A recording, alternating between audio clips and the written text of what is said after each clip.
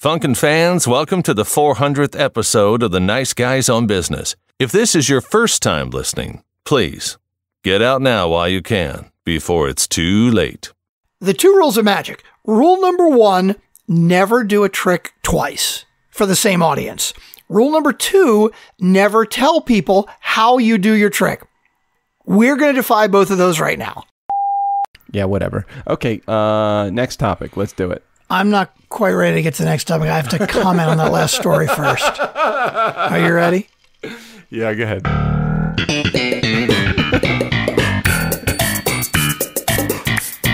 That's going to have to be a new bingo square, because when we start going off on stories that tell nothing, that do nothing, that's it. That's the Seinfeld theme. And you know what? Funkin' fans, listeners, if you don't like it, fucking tell us. Otherwise, we're going to keep on doing it, okay? Have you ever done anything badly 399 times in a row? These two have. Welcome to episode number 400. The Nice Guys on Business. Lord have mercy on your soul. Need an education on how to grow your business? The Nice Guys are here to help. Learn about great customer service, networking, and how just being nice can help you prosper. Now, here are your hosts, Doug Sandler and Strickland Bonner. Ladies and gentlemen, it is that time again. Welcome back. It is episode 400. You know, we've been talking about this for weeks. We've been building it up for weeks. We said we were going to have a whole bunch of fucking people on, and we were going to have everybody talking. And you know what? We just fucking didn't realize it was coming up so quick and did not plan it. So happened so fast. If you were waiting for something big and special, tough shit. Don't get it. Sorry. Maybe 500. Strickland, if there's anything I know about you, you are big and you are special. Aww, that's what my girlfriends used to say before I was married. So yeah. You are big and are big and you are special. And you know what? You know what I'm drinking? What? Oh, is that scotch? That is... It's our 400th episode. I got to drink something nice. This is my 10-year-old Macallan Fine Oak Scotch. Strickland, yes, we need to upgrade you, because I know Macallan 10 is okay, but I really think that you and I should spend a couple of the Nice Guy community dollar. You know what? I still have this what do you call the money? This mad money. Thank you. I still have some mad money that one of our Funkin' fans gave us. I don't want to mention any names, but I still have this. You still got that $100 bill. Yeah, I still have this $100 bill. Can we get a bottle of Macallan 18 for $100 or no? Ooh, we could get a pretty nice bottle of scotch for $100. Maybe we should do that in Vegas, because you're going to be at the MPI conference next week. I am working hard to get myself there with you. That would be so much fun. I really want to. Strick, we could be fucking fun. I was going to say, we can relive the old days. Then I thought, fuck, we cannot relive the old days. Can't do that. No, we would be dead at the end of the trip. We wouldn't want to do that. Hey, you do a lot of gigs now, and I do a lot of gigs now too, in the band business for you and the DJ business for me. Can your body handle what it handled even 5 years ago? I load in and out with 2 guys. Yeah. Sometimes I have a roadie too, but it's me and the drummer and the guitar player. Yeah. Of course, I'm not going to say my age, because if I did, I'd have to beep it out. Yeah. But let's just put it this way. If you take the age of the drummer and the guitar player and put them together, I'm still older than they are. So yes, trust me, I'm feeling it. And I know you don't even haul equipment, do you? Well, I do. I mean, I do a lot of promo gigs and special gigs on my own, where I don't want to pay my tech, my DJ, whatever you want to call Mike that he is to me, where I just can't afford to have him at the gig. And I still have to do those jobs. Like I did a job a couple of nights ago, probably as of the airing of this, about a week. Oh, it's exactly a week ago today. My body fucking hurt the next day. Yeah. I mean, I was jumping around. I was doing the cha-cha slide and the Cupid shuffle and the booty call and the wobble and two-step. And I know that you guys think I'm a total white Jewish nerd, and I am. But you made a lot of money on that persona too, so don't even apologize for it. That's true. I really should not apologize for being that persona. But my fucking body hurt me the next day. I can remember some weekends where I would do 5 jobs in a weekend, 2 on Saturday, 2 on Sunday, and then the holiday weekend, if it was a Monday, and do another gig that day. 5 fucking jobs on a weekend. And if I did that now, I would not be able to move for the rest of the week. I know, I'm with you. Yeah. I'm the same way. Hard stuff. I'm the same way. Let's see. If we went to Vegas together next week, we could sorry. record podcasts from Vegas. How cool would that be? That would be ridiculous. Actually, part of what I'm doing is talking about podcasting as a live event product or service that we offer. That's what I'm actually speaking at the MPI conference about. So hopefully I'm going to come home with some business for us. And that's why you need me there with you. That's very true. Well, I do have other 2 co-presenters that are doing it, so we probably don't need you there for the sake of adding into the conversation. Well, who else is being a co-presenter? Who else would be as good as me? No, nobody else would be as good as you, but since they got me the gig, don't you think I should probably have them as as a part of my presenting team? I suppose. Okay. Details. So we are here. This is the 400th fucking episode of the Nice Guys on Business podcast. I would love to just go back to episode number 1 and see how much of a shittery we actually created way back. It was horrible. Oh my gosh, it was horrible. We've gotten still no requests to post episodes 1 through 50, 51 through 100, and so on. So we're not going to do that because we've already. You know what I'm gonna do though? What? I'm gonna repost, since we're on episode 400 today, same day. I'm going to repost episode 1 as a classic episode just for kicks. We're not gonna go like 1, 2, 3, 4, whatever. Just episode 1. Oh my God! So you're gonna post episode 400 and episode 1 the same day? Exactly, yes. Can you retitle episode 400 and the bonus episode of the re-release of episode 1? Are you going to post it on the tail end of this, or are you going to post it as a separate episode? Separate episode. Yeah. Okay, so I'm just trying to understand how it works. So you have to title it, right? Because you have to actually repost it. So are you just going to? So it's like maybe title it like Classic Rewind. Okay, I like that. Yeah, that'd be good. Strickland, what is it? I don't even remember what it sounded like. Do you remember what the I don't either. I was sure it was fucking horrible. Well, what do you mean? We're still fucking horrible. Well, there are different levels, you know. It's such a fine line between stupid and clever. Oh my gosh. It is. Are you really? So you're really going to post it? Absolutely, yes. Oh my gosh, what a total shit show it's going to be. Yeah, Steve O'Brien opener and all. Oh my, are you going to do this? Can you find the Steve O'Brien opener where you pronounce my name wrong? that would be great. That would be great. I'll just see if I can find that one, yeah. Hey, so we're on Thursday's episode. It's episode number 400. Go back to Tuesday's episode if you want to take a moment and listen to all of the topics that we did not cover, because we're not going to do another speed read of the topics, but we did have, I think, 9 or 10 topics that we were going to talk about on Tuesday. And we got to exactly none of them on Tuesday. Exactly. By last count, how many of those topics did we get to? Absolutely we got to none. Roughly, hang on, let me go, carry the 4, take out 2. None of them, yes. We got to none.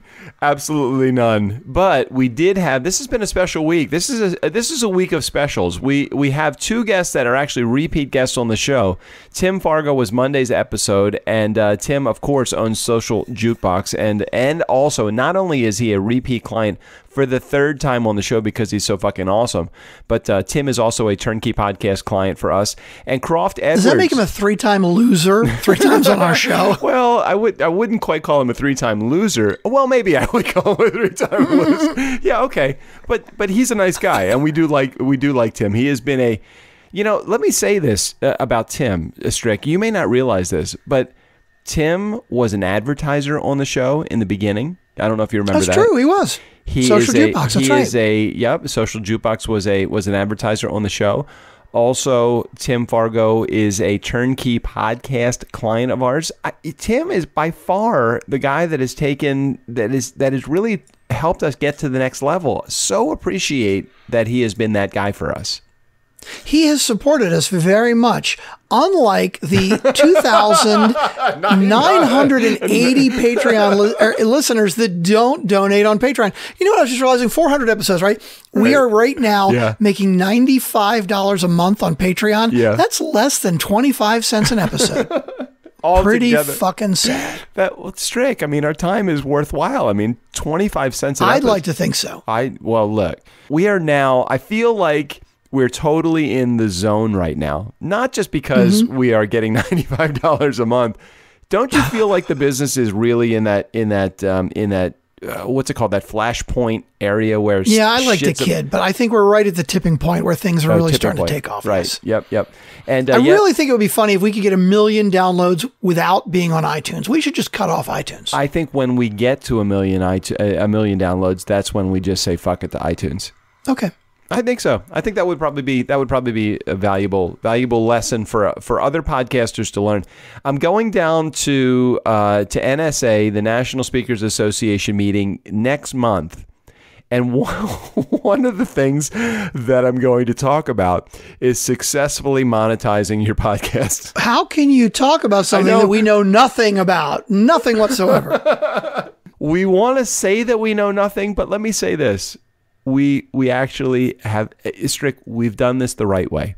We have totally done this the right way. When I started my DJ business, I did not go to any of the conferences. I didn't spend any time on the trade show floor. I didn't educate myself by what other DJ people were doing when I went to the DJ conference.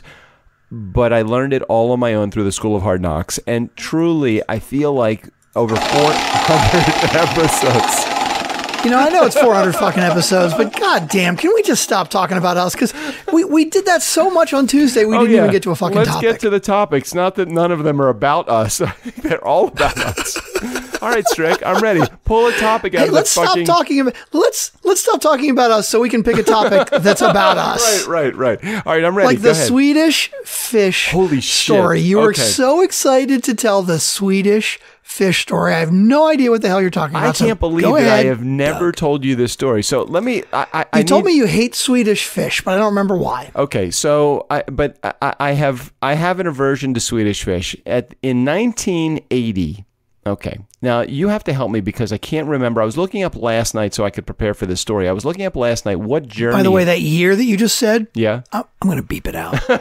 Okay, whatever. Well, you can't. It's an integral part of the story, though, Strick. Okay, go ahead. Okay, I will make the decision after the fact. Okay. What is it? What does the judge says? They're like, I will give you some leeway on this one. All right. But please stay focused. I am staying focused. In 1980, I was driving my mom's 1979 Pontiac Grand Prix. Okay. Mm-hmm. By the way, the Pontiac Grand Prix had a crack on the grill because I rear-ended another car. And when my mom asked how the crack got in the grill, I said, I don't know. I don't know how that got in the car. I don't know, Mom. She did. Totally it.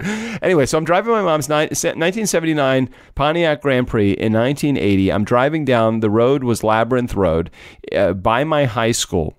And I'm singing a Journey song. And last night I was struggling to find out what that Journey song was. I've looked this up many times, but it was a big hit by Journey in 1980. And I don't recall. But anyway, I'm singing the song at the top of my lungs. Do you know how it goes at all? No, I don't. I think it might have been either... I thought it was Open Arms, but I don't think Open Arms came out until 82. That's the ballad. Was it a fast song or a slow song? I think Separate Ways. It might have been Separate Ways. That's the song. Okay. That's the song that I was thinking it was, but I could not remember what year Separate Ways came out. So I was looking it up, thinking I was either wrong with my year or I was wrong with the song, and I think I was wrong with the song. But the song is irrelevant. I'm driving in my mom's car, 1979 Pontiac Grand Prix, and I'm singing this Journey song at the top of my lungs, and I'm eating Swedish Fish, and I go for the solo, and I'm singing it great. And I inhale an entire gob of Swedish Fish into my throat. I'm driving the car, okay? I'm driving the car. And I'm not going to tell you my age, but I'm a very inexperienced driver at this point in 1980. I'm driving the car, and now I can't breathe because I'm choking on Swedish Fish. And the song is still on the radio. And I'm like, holy shit, I'm fucking going to die while I'm driving past my high school. I should be in the school, I think, right now, because I probably was cutting class or something. Driving past my high school, I make a right-hand turn to go down to the school, and I can't breathe. And I think that my life is over. And I'm thinking, what the fuck am I going to do? I'm just going to die. So I did what I thought I should do. I put the car into park, okay? not realizing that I was still actually moving forward. So I'm hearing the click, click, click, click, click, click, click of the gears. I'm opening up the door. This is all happening simultaneously. I'm opening up the door to the car, and I have got to get out of the car because I have this fight or flight instinct. I'm running out of the car. The car is in park, and it's clicking, clicking, clicking, and it's continuing to go forward because it's down a slight incline. And I'm like, holy shit, I'm going to die. I'm going to wreck my mother's car. It's going to continue down the hill, and I have got this gob of Swedish Fish lodged in my throat. So I throw myself over to there's a little grassy knoll on the side of the road. I throw myself onto the knoll, and I start giving myself the self-induced Heimlich maneuver. Okay. I don't know if you know this, but it's where you kind of bang I'm like banging my back up against. No, I understand what you're trying to do, but you cannot give yourself the Heimlich maneuver. That's what my understanding. Right. I don't think you can't give yourself the Heimlich maneuver, but you've got to somehow figure out how do I get this lodged Swedish fish out of my throat. Finally, I am able to get just enough air into my windpipe that I am able to now breathe just a little bit out of my nose, just a teeny little bit, enough to get some air into my system. And I don't know have you ever choked? Have you ever choked? No, but I have had the wind knocked out of me. Have you ever had that happen? Yeah, where you can't like catch your breath. You can't even breathe. Right, you can't breathe. Like you feel like you can't breathe at all. Yeah, that's that's disturbing. When you get that first breath, there is actually a sweet flavor of air as it enters your lungs. Either that, or as it was the air was wafting over the Swedish fish. I was catching a lot of the sugar, a lot of the sugar from the Swedish fish. I don't know, but I happened to notice that my mom's car was about 100 feet down the road.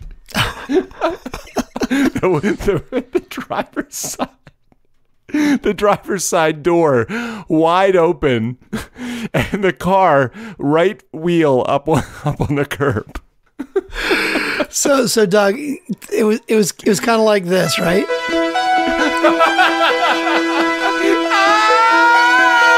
So you're hearing this, but then all of a sudden it's like, I think it's going away. Wait a minute, no, it's.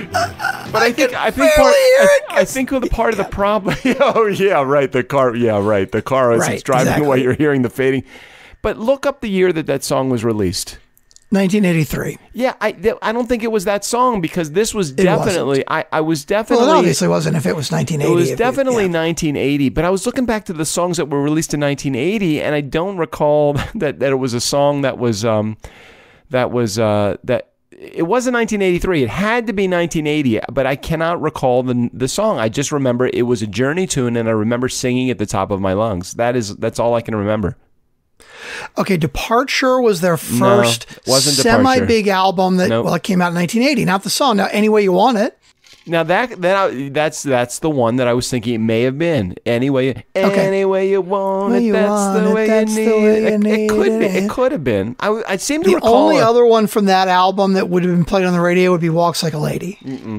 Walks like a lady. Yeah, no, it wasn't that. It wasn't that. Cries like a little girl. Let me tell you, because Evolution was 79, but there were really no like. Journey was a freaking amazing band. Amazing band. They were. I mean, Steve Perry. Neil Schon, the guitar player, though, was like Neil Schon. Was he originally the lead singer for Journey before they really hit power? No, he was actually the guitar player for Santana, starting at 16 years old. But who was the singer of Journey? Who was the lead singer in Journey before Steve Perry, or was Steve Perry the original lead singer? I don't remember who it was. But anyway, the original lead singer was the keyboard player Ross Valerie. Ross Valerie played keyboard with Neil Schon with Santana. And they both left Santana together to put Journey together. So then Greg Raleigh, it's not Ross Valerie. Greg Raleigh, the keyboard player, was actually the original singer. And then when Steve Perry joined them, after, like, Evolution was the first album that Steve Perry joined him on, was when they really started getting big. Actually, Love and Touch and Squeezin' came out. That could have been. I was thinking that too. It could have been Love and Touch and Squeezin'. The Funkin' fans, if you are following on the bingo board right now, just know that yes, it was a text message that Strickland got that does sound like the bottle cap. If you have a bottle cap on your bingo board, feel free to fill it in episode 400. Okay, just so you know. Just so you know. Okay, I just wanted to share that story with you. I think it is what's interesting about that story for me is that as it carried me through the last 40-some years of my, or 30-some years of my life. You're probably going to beep that one out, Strick. But my kids, both individually, my kids are a little bit older now. They both have used that in either college papers or lectures that they have delivered on their own. It's great. The Swedish Fish story is a classic story that we tell in the Sandler family. We huddle around the fire and the Christmas tree on Hanukkah, and we tell it. Christmas tree on Hanukkah. Yeah, whatever. Okay, next topic. Let's do it. I'm not quite ready to get to the next topic. I have to comment on that last story first. Are you ready? Yeah, go ahead.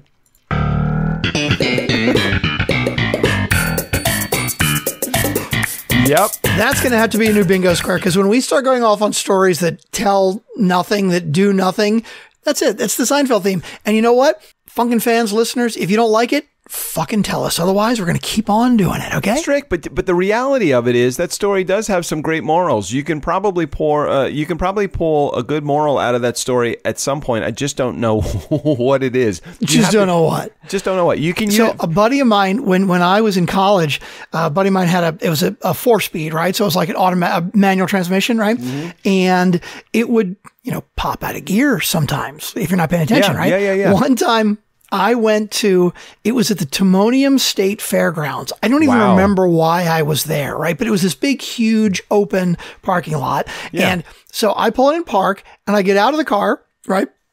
And I'm walking in, and there's a guy outside, and he looks at me, and he looks over, and he looks at me, and he looks over, and he's like, your car is you might moving. want to go look at that, right? And I'm like, what are you talking about? And I look over, and the car is fucking rolling down the goddamn parking lot, right? Oh, you mean you didn't put the emergency brake on? No, I totally forgot to put the emergency brake on. Who uses a fucking emergency brake, right? On a manual, you always have to use an emergency brake. Well, that's the point, right? But who drives a fucking manual? I forgot that I needed to do the emergency brake because it was a manual. It could pop out of gear. It's been years. It's probably been 15 or 20 years since I've driven a manual transmission car. Mm-hmm. But anybody that drives a manual transmission car knows that when you get out of the manual transmission car, you have to pull up the emergency brake. Dude. What? Do you really think, how many years? You said it's been 15, 20 years since you drove a manual, right? Yeah. Probably that long for me too, right? Right. When did this happen? When I was in college. Oh, okay. So do you really think that you would remember every single fucking time? Every time. If it's been 15 years since you drove it. Every fucking time I would remember. Every well, you're time. just Doug fucking Sandler, all right? That's some bullshit, all right? Anybody might forget. All right. Anybody might. But you know what's funny about it? So it's cruising along, right? And it's just drifting, right? And it wasn't a really steep hill, right? So it was probably only going, 5-10 miles an hour. So it was not going so fast that I couldn't catch up with it. 10 miles an hour is fast. Well, and that was the thing. Like, I get to the car, right? Like, I'm kind of jogging to get to it. And it's like, oh, no big deal. It's not moving that fast. But when you get to a car that is just moving, try jumping in. Oh my God. Right. Try to open the door and get in while it's moving is fucking hard. You see these, I was kind of freaking out. You see the movies where they have actually like trucks pulled up next to, or cars pulled up next to cars, and they're driving at highway speeds, and like the passenger, the driver's got to get out and like jump into the next car to like save the guy that had the heart attack from reckless abandon on the other side. Can you imagine having to jump at highway speed from one car to another? How scary that must be. They make that shit look so easy. Oh my God. I'm looking at the car, and as I'm walking up to it or jogging up to it, I'm thinking, oh God, okay, well, thank goodness it's a big parking lot. This is going to be no big deal. And I get to the car and I'm like, what do I do? This is fucking hard. Oh my God, how am I going to do this? Yeah, so. And it's not like you can just stand in front of it and go, okay, I'm just going to slow it down. No, you can't. It's a fucking 4,000 pound car, right? So the point is, what did we actually just communicate about? I mean, can we make a moral out of it? Somewhere in there, you got to feel like, listen, no matter where you're going in life, no matter how slow you're going, it's more challenging than you think it is. Like, why do we fucking need to come up with a point? Who the fuck cares? No, we don't. I mean, usually when you tell a story like that, you're telling a story like that because you're trying to get to the whole point or the moral of the story. But you know what it is for us? What? Yeah. It's nothing. It's fucking nothing. And you know what? Funkin' fans and listeners, if you don't like it, fucking tell us. Otherwise, we're just going to keep doing it. When I deliver my keynote speech, and it's called Nice Guys Finish First, building better relationships equal better business. When I am delivering that keynote speech, every fucking story that I tell in that keynote speech, and I have 4 of them, every story that I tell has an exact moral, an exact purpose, and an exact reason and how it fits into people's lives. If you want to see that, the exact how it fits into your life, you need to pay me because I'm not. I'm a very expensive speaker, and I'm happy to come out to your organization and share with you how does that Swedish Fish story exactly fit into your life. And you know what? As a matter of fact, as a bonus, I'm going to throw in Strickland's story, and I'm going to make up a fucking moral to that story too. So basically, what you're saying is that I can do it on the podcast. Yes. If you want us to actually get to a point and have some good advice and have a moral, just fucking pay us. Go to patreon.com/nice guys. Oh, well, they could do that. Or I think it would be better if they have us come and do a joint keynote. You know, Strick, when we were out at DC Podfest and we did our... Podfest, sorry. When we were at DC Podfest, we totally fucking crushed it. It was a great speech. We had a great time. And we talked about adding humor to a business podcast. We made the point, but we told totally nonsense story. I don't remember even what the stories were, but I'm sure they were just like my Swedish Fish story. We just made a point. Yeah. Okay. We did. It was great. And you know what? We were really good too. So, Funkin' fans, if you guys were waiting that the 400th episode was going to be something special, nope. Same old shit. Same shit. It's 400. I know, 400 fucking episodes. That is a lot. So crazy. Okay. Mm-hmm. Is it one that I don't want to share? Who are our role models today's for the coming generation? This was a topic that one of our Funkin' fans sent in, isn't it? Yeah. Travis sent us who are our role models today for coming generations. Hang on, Travis who? I don't recognize that name. Hold on a second. You do know Travis. It's not Sonny or Sean or Mar or Prosh. Hold on. Or any of our regular, the usual suspects. I'm going to tell you Travis's last name. Travis We're going to call them the usual suspects. Sorry. Hey, Travis Johnson from Affixall. You remember he was a guest? We interviewed him. He was a guest on the show. So Travis sent in. Did you have a question before I get to the topic, Strickland? No. I was just wondering who Travis was because he's not one of the usual suspects. But we interviewed him, so it's okay. He's not like a totally new guy. What's funny about what you're saying is I do really hear from a number of people that just they don't want to add in any. Strick, how many times do I have to tell you? I listen to a couple of podcasts. And I really feel like I'm a part of the community, yet I don't add anything. I never contribute. People just like to listen. They just like to listen. And you know what I really found that our strength was, and I'm sorry, I know that we don't want to really focus on us here, and we're not going to focus on us, but the idea behind building a successful podcast is why we're getting all of these calls to do things like TurnKey Podcast. I can't tell you how many times in the last, let's say 5 or 6 days now since we made the announcement that we're #1 on Overcast. By the way, if you have not recommended our podcast on Overcast, just go back to the episode, hit the little gold star, and that will recommend it. Go back to a whole bunch of them and do that. How many people have reached out and said to us, "How do you do this? How do you do this?" just the mere fact that we have a podcast that is number one on Overcast is enough for people to say, how do you do this? And it is kind of amazing. It is kind of amazing. And Strick, are we being totally legit with this? Have we lied about anything? I don't think we could possibly be more transparent. No, I agree with you. I agree with you. We can teach you how to have a number one podcast on Overcast. Maybe not on iTunes. I can't. If somebody said, "How do you get that?" Wait a minute. When you say we can teach you to have a number one podcast, that sounds like you're like making a promise that we can get you to number one. We can teach you to have a successful. Yes, we can teach you our techniques. Yes, we can teach you what we did successfully over the last. That's clear. I like that. But I don't want to make promises we can't keep. No, I'm sorry. I don't. But we will. Yeah. When it comes to how we did it. Yes. Oh, we're fucking transparent as shit. Yes. I mean, we're not going to hold anything back. No, nothing back. Nothing back. Okay, what was the topic again? Oh no, I've lost it. Oh wait a minute, I went to the wrong page. Hold on, I clicked the wrong thing. Travis, who are our role models for today for the coming generations? And the link? Yeah. No, it's very interesting. The link is the real side chicks of Charlotte, which I'm assuming is like a Real Housewives of Potomac type of thing, I've show. Never watched the Real Housewives of Potomac, but I did watch a little excerpt on the side chicks thing, and it talks about how to fucking be a cheater. I mean, these are the cheaters. These are the chicks of the cheaters. Sorry, not how to be a cheater. Oh, the side chicks, like they're the mistresses. Yeah, but they're like trash. Huh.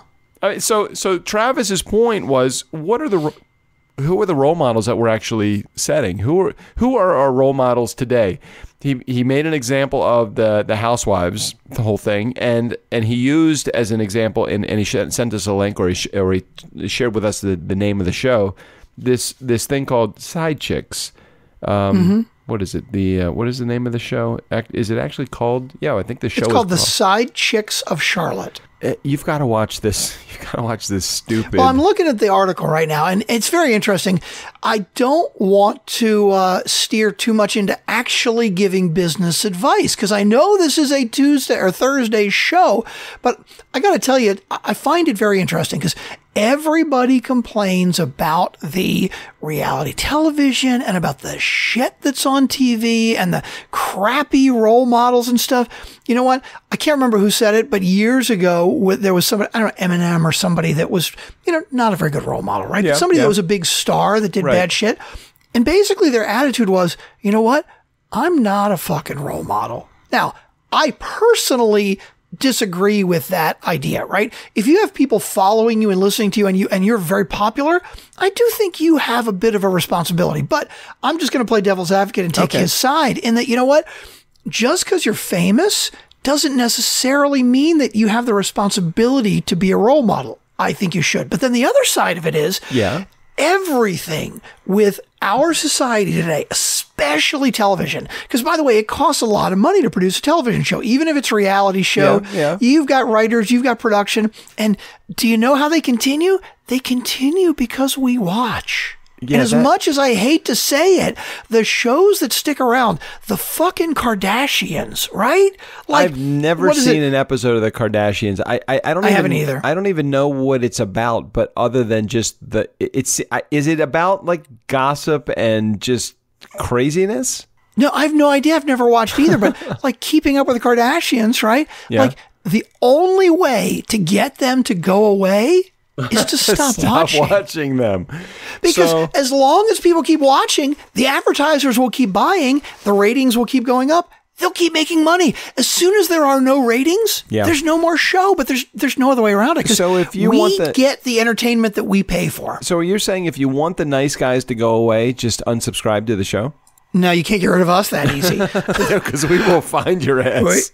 We don't give a shit. I mean, we're going to keep going whether you like us or not. So you know what? We are the exception to that rule. You can stop listening. You can stop watching. Yeah. We're going to fucking be here anyway. Well, let me tell you why. Can I tell you why? Can I just give you a little oversight as to why? Please. We're not going to go away because we're the number one fucking show on Overcast. We've already built that. Okay. The other reason we're not going to go away is because we were one of the top 12 shows that lead readers listen to in Ink magazine. We're gonna haunt you. Okay, no matter where you go, we could have 0 fucking listeners to the show. We are going to keep going. We're kind of like the ever-ready bunny. I mean, you can stop us. I mean, you can tell us. You know what's going to stop us? A bullet in Strickland. A bullet in Strickland's brain. That would stop us. Please don't give them any ideas. I will not be giving my address out on the show. A bullet in the brain will stop the episode. But short of that, we're not stopping. And even at that, it may not. It may not. I think I've told the story about the Penn and Teller before, where they do the gag where Teller or where Penn drowns. What happens? I forget. Tell me again. So Penn, he does like the Houdini like trick, right? Where he's in this huge tank of water, and to get him out, Penn has to do a card trick, and he can't figure out the trick. He keeps screwing up the trick, right? Right. And so there's somebody counting the time. Which one is Penn and which one is Teller? So Penn is the tall guy, and then Teller is the little guy. Which one's the heavy guy? Penn is the heavy guy, although he's lost a lot of weight, by the way. Okay, so Teller is the little guy who doesn't talk. Okay, so Teller is the little guy, and Penn is the big guy. Okay, so Penn Jillette, he is the big guy. Okay, so say it again. I'm just trying to get a visual. I know you hate when I fucking do this. I just need the visual. Okay, so the setup is Teller is going to go into the tank of water, like the Houdini tank, right? Little guy He's the little guy. He's underwater. He doesn't speak, right? He's underwater, and basically they do this gag where they're like, you know what? People who really train for this can hold their breath for up to about 4 minutes. Right. So they get somebody from the audience with a stopwatch to count out live the time every 30 seconds, right? Oh, Jesus. And to get him out now, Penn has the key to get him out. It's in his pocket, but he has to do a card trick. The big guy has the key in his pocket. If he does the card trick successfully, he can in time he can unlock. Right. You gotta, Strickland. I know you fucking don't care about this. So this is important because I am now trying to visualize the entire thing. You fucking have it down, motherfucker, and I'm just trying to understand it. Listen, I've gotten support from the community. I'm gonna go. You cannot bully me anymore. You know what support you've gotten from the community? None. Silence. Okay, so and it's actually even better than that. So Teller, the little guy, right?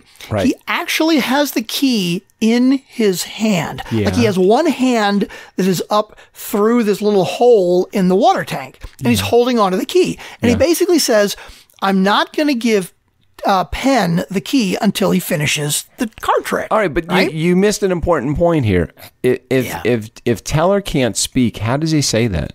Penn is telling the whole joke. Okay. He does it all. You have to see it. But yes, Penn explains the whole thing. Teller doesn't say anything. I'm not ruining it. I'm just giving the details to the people that are like me in the community that want to know a little bit more information. Okay, so we got let me just review here for a moment. You got Penn that's outside. He's doing a card trick. You got Teller that's inside the tank underwater. His hand sticking up through a hole with the key in his hand. With the key in his hand. His hand is up out of the water. He is otherwise completely submerged. He is wearing a 3-piece suit, and it is soaking wet because he is underwater. Are there 2 keys or are there just one? One key in his hand. The only key. Hey, that sounded like yours. That was yours, wasn't it? No, I didn't do anything. It's not mine. That wasn't my bottle top. That was you. No, I don't have. My phone is not. My phone is not beeped. Okay, go ahead. Okay. Anyway, so he is in the tank. Yeah. He will not give Teller the key. I'm sorry. Yeah. Now you got me mixed up. He will not give Penn the key until he finishes the card trick. Right. A member of the audience signs a card. Like they put their signature on a card, right? Shit, you're right. They mix it up in the deck. Right. He does a card trick. He screws it up. It's the wrong card. He tries the trick again. He screws it up. So He tries the trick again, and he screws it up again. God, so and the whole time he's doing the trick, there is somebody from the audience every 30 seconds who's counting off 1:30. Oh, Jesus. 2 minutes. Oh, no. 2.5 minutes. Right? And they've already made this big speech about how the professionals, the best in the world, can only hold their breath for 4 minutes, right? Yes. Okay, so he keeps trying to do the trick, and he gets to like 3.5 minutes. Oh, no. And Penn is finally like, fuck this, I screwed something up, all right? He runs over to Teller and he tries to take the key out of his hand, right? Right. And Teller is like, he's pulling the key away. He's like, no. He's like, no, asshole, this is the fucking trick. You got to do the trick. Right. He keeps trying to pull it out of his hand, and he keeps trying to do the trick and he can't do it. And it's like 4.5 minutes and you see Teller and he's like kind of like losing breath. He grabs it out of his hand. He puts the key into the lock. Yeah. And it doesn't work. Oh my fucking God. So, okay. Right. And he keeps playing it. And he's jiggling it, right? He's jiggling it. And the whole time, this audience member is like, 5 minutes. Oh my God. So you got the 5 audience minutes, member. 30. You got the audience member that's counting up the time, how long he's been in the tank. You got Teller, who has now abandoned the card trick. Penn that has abandoned the card trick and just trying to get Teller out of there. And you got Teller, who he's given up the key? He gave up the key, and the key doesn't work. Okay, the key doesn't work. Okay. And so now Teller has he's hanging lifeless in this tank because his hand is up through the thing, right? Yeah, but you just see him hanging. slumped over, right. Right, slumped over, and he like starts spinning slowly around, and you're like, oh my God. And so now Penn is like, He's like stopped and he's stunned and he looks at the audience. He's like, he's killed him. And he looks back. Mm-hmm. And the guy's like, 6 minutes. Oh no. And then he goes, I don't feel responsible for this whatsoever. Oh no. And everybody's like, oh, right. He's like, one of the whole rules of being a magician, you gotta check your own tools. You gotta check everything yourself. You know what? This key didn't work. It was the wrong key. He screwed up. He didn't check the key. Right. And he steps down to the audience. He's like, you got a program? And there's like, what? And the guy's like, 8 minutes. Oh no. And the guy, and he gives him the program and he's looking through the program and he's like, no, wait a minute. Oh, here we go. Okay. And he goes into another trick. It's like he's looking at the program thinking, what tricks can I do by myself? Right? It's like, what can I do? And Teller, he's fucking dead in this tank. And we're all just looking at him hanging there lifeless. Yeah. Well, this guy is counting 9 minutes, 9.5 minutes. The guy is still counting? Oh yeah. It's just the darkest, craziest shit ever. And Penn is just like, he's doing a spiel and he's getting ready to do this trick. And everybody is like, what about Teller? What are you doing? Right. And then in the middle of the trick, he reaches into his pocket and he's like, wait a minute. Like, right, exactly. Like he found something, right? He reaches out of his pocket. Yeah. And he's like, hey, here's a key. Maybe I should try the key, right? Right. He puts the key in, and of course the key works, right? Yeah, right. And so now, while he's been sitting there lifeless, he is like drifted backwards. So you're just looking at his back hanging lifeless, right? Right. He unlocks the top. He pops the top open. And by the way, Teller had a scuba mask, but not like a scuba tank. So it's like a snorkel mask, right? Right, okay. He had a snorkel mask on his face, right? Uh-huh. He spins around and comes out of the tank, and the person's card with the signature on it is in the scuba mask. What? Right! What a great fucking trick, right? Is that the trick? Yeah. Oh, Jesus. But obviously he's still alive. But also, like, how do you get a fucking card into the scuba mask that's in the tank when he's got one hand up through the tank and the other at his side? Like, no, I get it. What the fuck? I get it. But that whole act is so fucked up. It's just amazing. It kind of reminds me. It kind of reminds me a little bit of like a David Blaine style, but David Blaine does some fucked up shit too, doesn't he? I mean, he does like some put me in an ice block and let me stay overnight, or put me up in Times Square for 4 days without any food or anything like that. Yeah, but he does like crazy weird shit where Penn and Teller just do, it's like, okay, Penn and Teller are like the anti-magicians. You know the ball and cups trick, right? Like it's a classic. It's been done 1,000 times. Like I don't know the ball and cups hide trick. The balls and... What's that? I don't know the ball and cups trick. where you get 3 cups and 3 balls. Oh, yeah. Okay, sorry. Didn't know what you were talking about. Got it. Penn and Teller do the cup and balls trick right with clear cups. They do it with clear cups. Yeah, like they're the anti-magicians. They're Right. like, hey, there are 2 rules of magic. So first of all, they do the ball and cups trick, right? They show you, and they're like, the 2 rules of magic. Rule number 1, never do a trick twice for the same audience. Right. Rule number 2, never tell people right, how you do your trick. Right. We're going to defy both of those right now. So basically, they do the trick again with clear cups. And so they show you how it's done. Now, come on, I'm not going to say everybody knows how to do it, but anybody that has any interest in magic, I mean, the reveals of how to do the cup and balls trick has been around for 100 years, right? No big deal. But when you watch them do it, they're so fucking good at it. Even when you're watching them and you know exactly what's happening, it's so good. Yeah. Wow. Strickland. Well, anyway, let's see. We have got exactly 9 topics, and I think we got to 2. Why? How far are we into the episode? We are a good 45 minutes in. Oh, are you really? All right. Yeah, we've rambled. We're gonna. Hey, Strick, can you do me a favor? Can we carry these? Can we carry these over to next week? I'll make you a deal. I will carry these over, assuming that you don't give me 15 more topics next week. All right, let's do this. Actually, let's make an agreement. Big deal. Oh shit! You know what else we haven't done? We haven't picked a T-shirt winner yet. Oh shit! I'm not prepared. We're gonna have to hold that over till next week. We're not gonna have a T-shirt winner this week. You know, I gotta. We're gonna have 2 winners next week. We could do that. Yeah, I think we should have. Let me just go to Click Text for a second. Slick Text. We could do 2 winners next week. I'd be okay with that. Okay, I think that would because anybody listening now, how do they?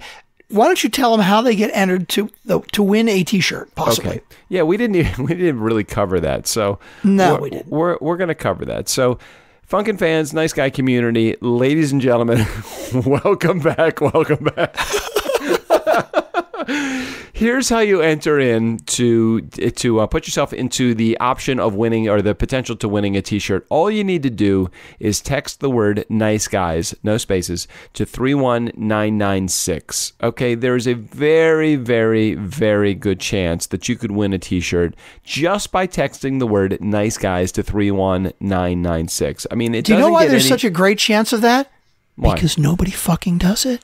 Not many people do it. No. You can capitalize on the fact that our Funkin' fans are not engaged. No. I mean, the ones that are engaged are really engaged. Really engaged. Really engaged. And we love you guys. It would be Lou Diamond, little less engaged. That would be nice. Tennessee Tim? Maybe a little less engaged. Maybe a little. Tim, if you focus a little bit more on your job and making quota, you would be fine. Shantae, a little bit more makeup on that face. That would be good. Prosh, Travis, Stephanie, Wynn, Alyssa, Nick, Brooks, Ryan, Paul. Brooks? Who's Brooks? Brooks Whiteford, he's a buddy of mine that used to work for me as a DJ tech. He's one of those behind the scenes kind of guys. I know what he's got going on in his world. He doesn't really want, he's not really a very public guy, but not a guy like Lou Diamond from Thrive Loud. I mean, Lou, fuck it, man. You need to be a little bit more behind the scenes. Mar, Prosh, Sean, Strick, of course, you, Jesus, my God, Strick, you are like the ultimate fucking fan. I'm just looking at the people that are on our list. So all of y'all's, you just keep contributing to the show, but just you're good. Everybody else, we want you. We want you. I just did a secret shout out. I just did a secret shout out for a lot of our Slick Text joiners. When's Father's Day? When is Father's Day? Yeah, when is it? You're asking me is it June 19th? Hold on, let me check the calendar. I'm just thinking, like, if I'm going to go to Vegas with you, it might be like on Father's Day. I'm looking at Harry's Razors. They have a Father's Day shave kit. Father's Day is June 18th. So when do these this episode is airing actually Thursday the 15th, right? Yeah, exactly. Yeah. Okay. All right, well, we're 45 minutes in. We carried 2 topics. We did have 9 or 10 for the entire week. Just so everybody knows, we covered 2. Okay. We did really good. Nice guy community. Never underestimate the power of nice. Anything else before we get Steve to get us out of here? No, I don't think so, no. I liked Steve's intro for our 400th episode, though. Oh, does he have a really good one? He does. I'm looking forward to hearing it. I have not heard it yet. Have you heard it already? Honestly, he's recorded. I actually haven't heard it, but I know we're going to put it on, and I know Steve O'Brien, so I know it's going to be good. And you know Steve O'Brien is going to take us out of here. For the Nice Guys on Business, I'm Steve O'Brien. You know, I've done opens and closes for these bozos for 400 plus episodes. I've moved, I've had plastic surgery, I keep renewing the restraining order, but nothing has worked. They keep on finding me.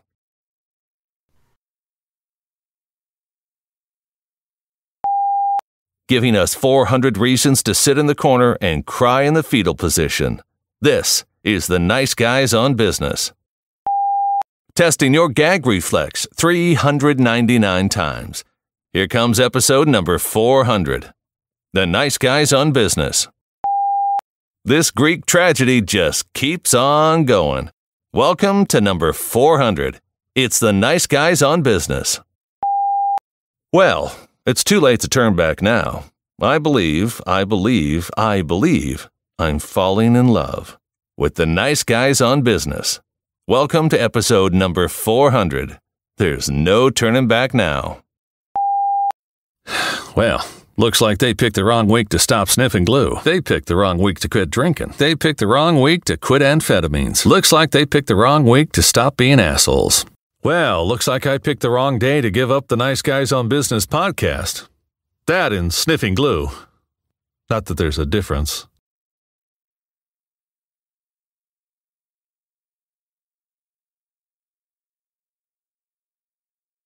All right. We got it. God damn. Those were two really good episodes. Your story, you see, your Penn and Teller story was like, I was totally engaged. Totally. I was totally engaged. It was so fucking detailed. I love it. See, for me, that's what I need. I needed some cuddling every once in a while. Just need a little engagement. All right. Well, like I said, maybe I'm being too hard on you. I don't know. Yeah, well.